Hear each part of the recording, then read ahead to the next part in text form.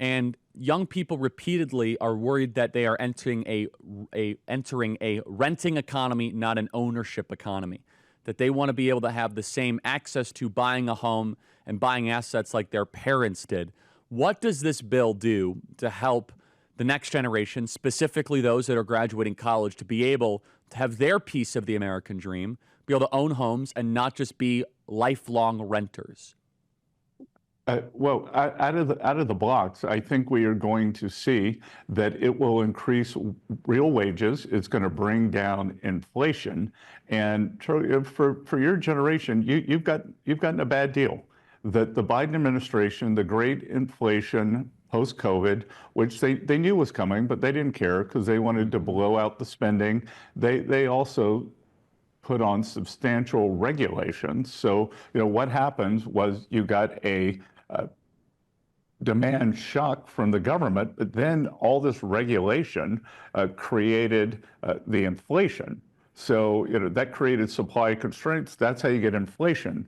So what we are doing is we're going to create a demand shock. We are going to see the private sector take over, and the private sector is how you get good paying jobs where you can get real wage increases in excess of inflation. And on the other side, away from the one big beautiful bill, the rest of our agenda is deregulation. And there's a thought that deregulation would bring costs for the average household. So let's say for a single average household will be about $10,000. So let's say for a single person, that'd be about $2,500. So we are laser focused on ending this affordability crisis. Once we have finished trade and taxes here at Treasury, we're going to take on the student loan portfolio.